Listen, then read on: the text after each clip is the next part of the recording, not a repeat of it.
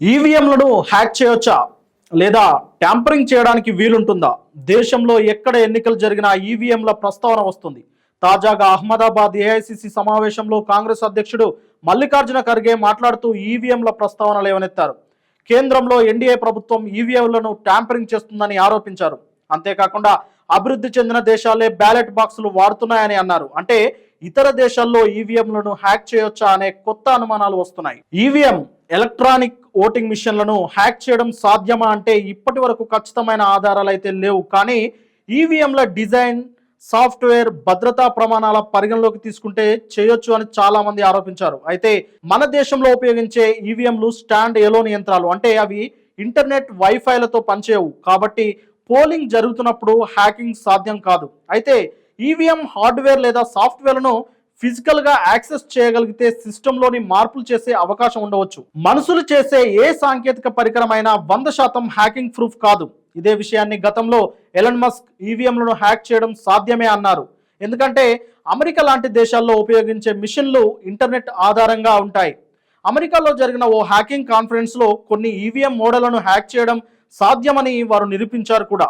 కాబట్టి అక్కడి సాధ్యమవుతాయి, కానీ మన దగ్గర అంత ఈజీ కాదు. మన దగ్గర Bharat electronics limited BEL company ఈవీఎంల మిషన్ల తయారీని చేస్తుంది.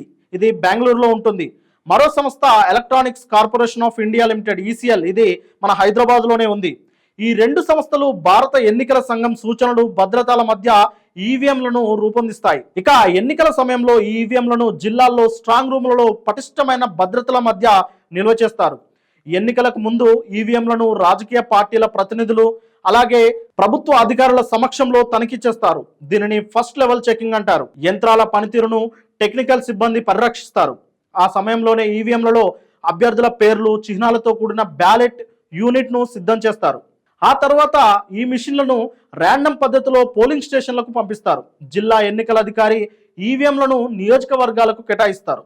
అలాగే పోలింగ్ రోజున కూడా పోలింగ్ కు ముందు అధికారులు, రాజకీయ ఏజెంట్ల సమక్షంలో మాక్ పోలింగ్ నిర్వహిస్తారు. ఇందులో కనీసం 50 ఓట్లు వేసి ఈవీఎం సరిగ్గా పనిచేస్తుందని నిర్ధారిస్తారు. ఆ తర్వాత ఈ డేటాను క్లియర్ చేస్తారు. ఓటర్ తన ఓటును బ్యాలెట్ యూనిట్ లో బటన్ నొక్కడం, అప్పుడు లాంగ్ సౌండ్ వస్తుంది. దాంతో ఓటు నమోదవుతుంది. కంట్రోల్ యూనిట్ లో డేటా నమోదవుతుంది. ఓటు వేసిన కాగితం కూడా పోలింగ్ అధికారి భద్రపరుస్తాడు. ఓట్ల లెక్కింపు రోజున ఈవీఎంలను స్ట్రాంగ్ రూమ్ల నుండి రాజకీయ పార్టీలు ప్రతినిధులు సమక్షంలో తెరుస్తారు. కంట్రోల్ యూనిట్ నుండి ఓట్ల డేటాను సేకరించి ఫలితాలను ప్రకటిస్తారు. ఆ సమయంలో స్లిప్లను కూడా లెక్కించి ఈవీఎం డిజిటల్ నెంబర్లతో సరిచూస్తారు. ఇవన్నీ రాజకీయ నాయకులు, అధికారుల సమక్షంలోనే జరుగుతాయి. తరువాత అసలు ఫలితాలు బయటకు చెబుతారు. ఇంత పటిష్టంగా జరిగే ఎన్నికల ప్రక్రియలో ఈవీఎంల మిషన్లు హ్యాక్ చేయాలంటే మామూలు విషయం కాదు. దీనిపై మీ అభిప్రాయం ఏంటో మా కామెంట్ రూపంలో చెప్పండి.